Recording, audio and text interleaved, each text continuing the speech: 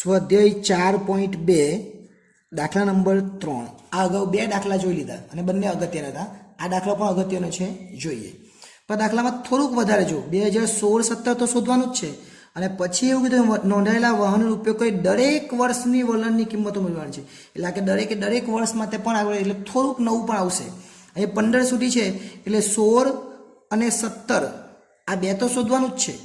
ધારો કે આને 1 આપીએ અને 2 આપીએ અને 3 આપીએ અને 4 આપીએ 5 અને 6 તો આને 7 અને 8 એટલે ટી બરાબર એકવાર 7 લેવાના ને એકવાર 8 લેવાના એમ ખબર પડી ગઈ. ચલો લખીએ આપણે હવે.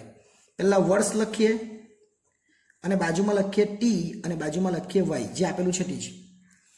વર્ષમાં શું કરવાનું તો 2010 થી લઈને 2015 સુધી લખી દે આપણે. 2010 2011 12 13 14 અને 15 સુધી લખી દીધું. આવી ગઈ છે આપણી એપ્લિકેશન SS એજ્યુકેશન. આ એપ્લિકેશન ઇન્સ્ટોલ કરો. હવે થશે એકાઉન્ટ અને સ્ટેટનો દર દૂર. મળશે સંપૂર્ણ પાયાથી શિક્ષણ. બધા જ પ્રશ્નો, બધા જ સ્વાધ્યાય અને બોર્ડમાં પૂછાયેલા દાખલાનો સમાવેશ. વધુ માહિતી માટે SS એજ્યુકેશન એપ્લિકેશનને વિઝિટ કરી શકો છો. હવે ટીમાં 1 2 3 4 5 અને 6 ટી લખાઈ ગયો. હવે વાય 69 75 82 91 101 અને 115 આને કહેવાય સિગ્મા ટી અને આને કહેવાય સિગ્મા વાય. ત્રીજું ચેપ્ટર છે એના જેવું જ છે. સરવાળો કરી દેવાનો આ બધાનો સરવાળો કરે એટલે 21 થાય અને આ બધાનો સરવાળો કરે એટલે 533 થઈ.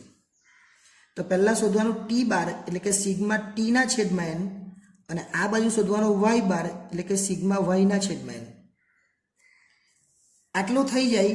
સિગ્મા ટી 21 છે તો લખવાનું 21ના છેદમાં કેટલા લેવાના તો 1 2 3 4 5 અને 6 એટલે 6 લેવાના. અને અહીંયા 533ના છેદમાં કેટલા લેવાના તો એ પણ 6 જ લેવાના. એટલે એક્સ બાર મળતો એની જગ્યાએ ટી બાર મળવાનો 21/6 એટલે 3.5 અને વાય બાર બરાબર 533/6 એટલે 88 આપણને 83 મળે. ઓકે, આટલું થઈ જાય પછી આપણે ઉપર જે રકમ આપે એનો ગુણાકાર કરી દેવાનો એટલે ટી વાય. આ બંનેનો ગુણાકાર એટલે શું કહેવાય ટી વાય. 69 ગુણ્યા 1 એટલે 69 જ થાય. 75 ગુણ્યા 2 કરવાના એટલે 150 થાય. 82 ગુણ્યા 3 કરવાના એટલે 246 થાય. 91 ગુણ્યા 4 કરે એટલે 364 થાય. 101 ગુણ્યા 5 કરે એટલે 505 થાય. 115 ગુણ્યા 6 કરે એટલે 690 થાય. અને પછી આ બધાનો સરવાળો કહેવાય એને સિગ્મા ટી વાય કહેવાય. સરવાળો આપણે કરીએ તો 2024 થાય. હવે ટી સ્ક્વેર એટલે કે ટીનો વર્ગ કરવાનો.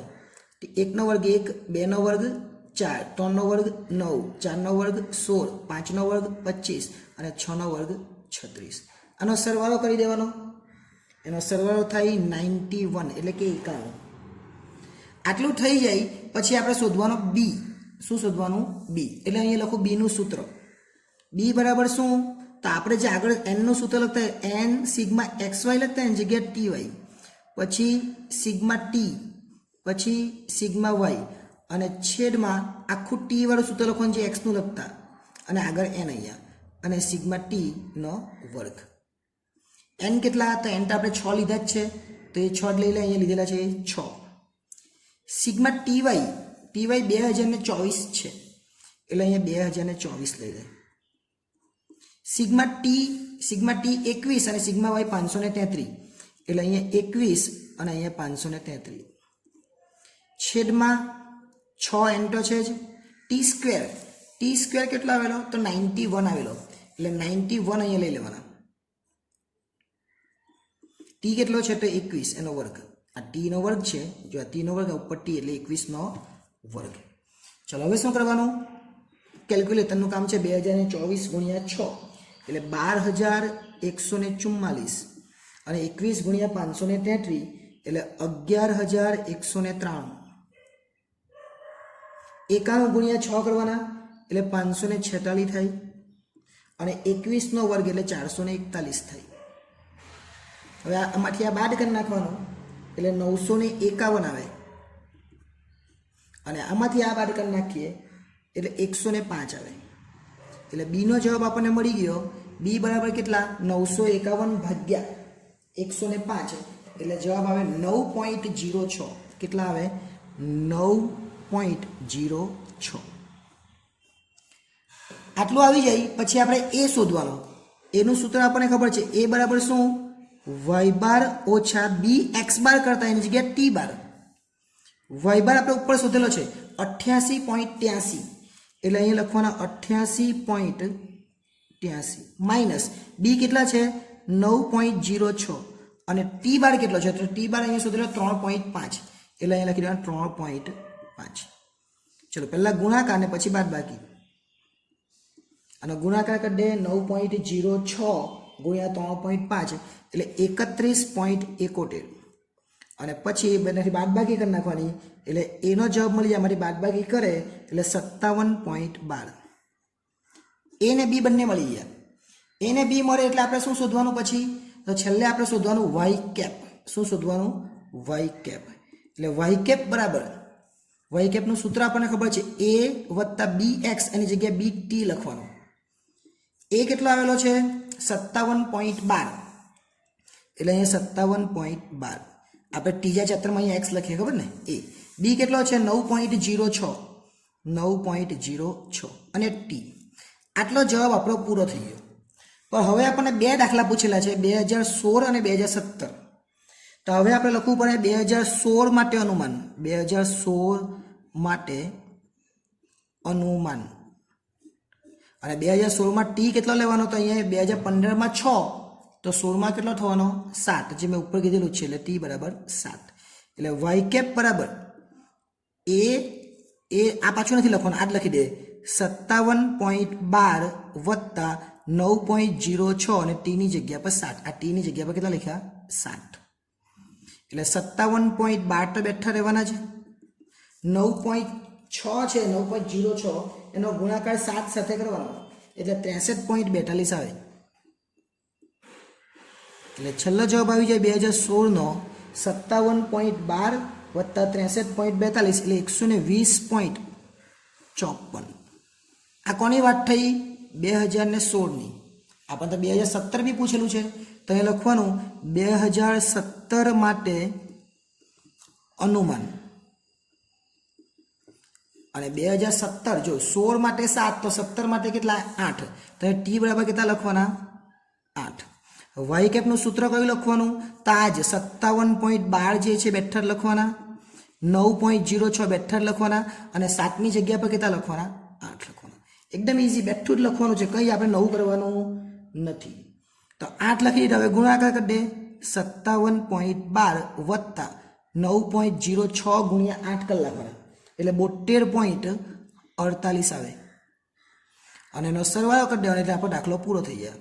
આનો સરવાળો કરી દે 57.12 અને 72.48 એટલે 129.6.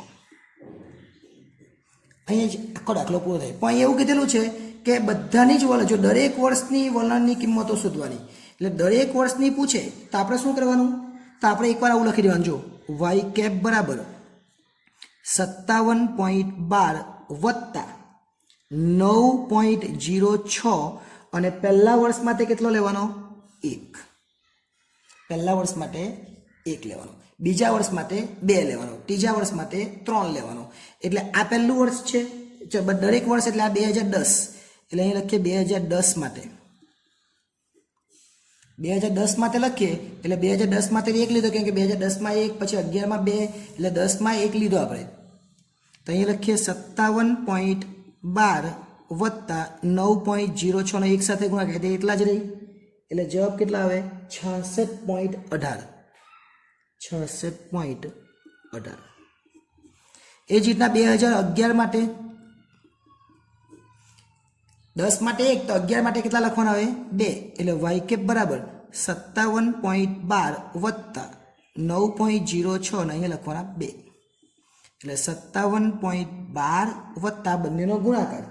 આ બંનેનો ગુણાકાર 9 દુ 18 ને 6 દુ 12 એટલે 18.12 અને આ બંનેનો સરવાળો કરી દેવાનો એટલે આવ્યો 75.24. આ એનો જવાબ. દરેક વર્ષ પૂછેલા છે એટલે હું દરેક ગણીને બતાવતો ને એક જગ્યા બી નથી. એટલે તમારે હવે 11 પછી 12 શોધવાનો, 13, 14 ને 15. અને એમાં કેટલા લેવાના? 11માં 2 છે તો 12માં 3, 13માં 4, 14માં 5 અને 15માં 6 અને 7 ને 8 તો કરેલો જ છે. એટલે આ રીતે આખો દાખલો થઈ જાય. નેક્સ્ટ ટાઈમ જ્યારે મળીશું ત્યારે છેલ્લો દાખલો જે છે ચોથો એ જોઈશું. આભાર.